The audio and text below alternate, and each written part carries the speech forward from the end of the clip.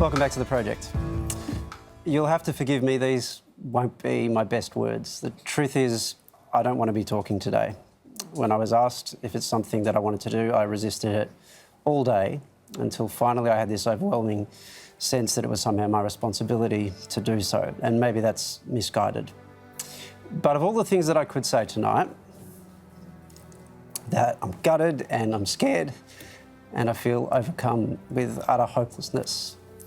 The most dishonest thing would be to say that I'm shocked. I'm simply not.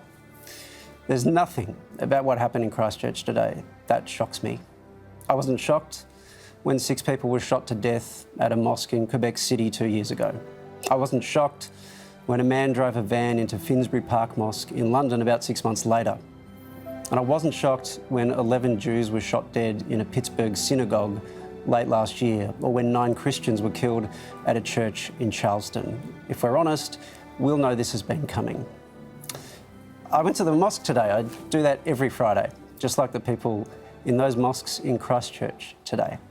I know exactly what those moments before the shooting began would have been like.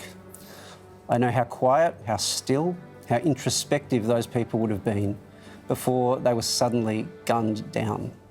How separated from the world they were feeling until the world came in and tore their lives apart. And I know that the people who did this knew well enough how profoundly defenceless their victims were in that moment. This is a congregational prayer that happens every week like clockwork. This was slaughter by appointment.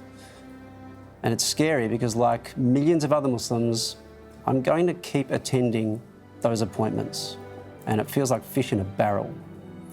But that isn't the scariest thing. The thing that scared me most was when I started reading the manifesto that one of the apparent perpetrators of this attack published. Not because it was deranged, but because it was so familiar. Let me share some quotes with you to show you what I mean. The truth is that Islam is not like any other faith. It is the religious equivalent of fascism. Or the real cause of bloodshed is the immigration program which allowed Muslim fanatics to migrate in the first place. Or, as we read in Matthew 26:52, all they that take the sword shall perish by the sword, and those who follow a violent religion that calls on them to murder us cannot be too surprised when someone takes them at their word and responds in kind. How do those words sound now? Now how do they sound when I tell you that they weren't part of the manifesto? They were actually published today, after this terrorist attack, on an Australian parliamentary letterhead. And I know they came from someone who I don't particularly want to name at the moment, who all parties have denounced.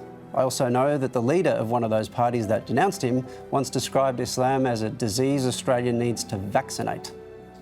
And even that party is kind of on the fringes, despite some valiant attempts by our media to change that.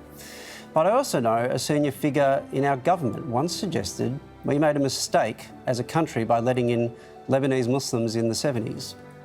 And I know there are media reports going back 8 years of a shadow cabinet meeting in which another senior politician suggested his party should use community concerns about Muslims in Australia failing to integrate as a political strategy. That person's now the most senior politician we have. So while I appreciate the words our leaders have said today, and in particular Scott Morrison's comments and his preparedness to call this terrorism and the strength of his comments more generally, I have something to ask. Don't change your tune now because the terrorism seems to be coming from a white supremacist. If you've been talking about being tough on terrorism for years and the communities that allegedly support it, then show us how tough you are now.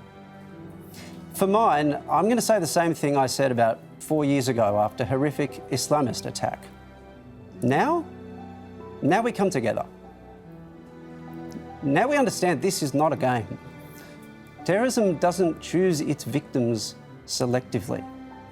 That we are one community, and that everything we say to try to tear people apart, demonise particular groups, set them against each other, that all has consequences, even if we're not the ones with our fingers on the trigger.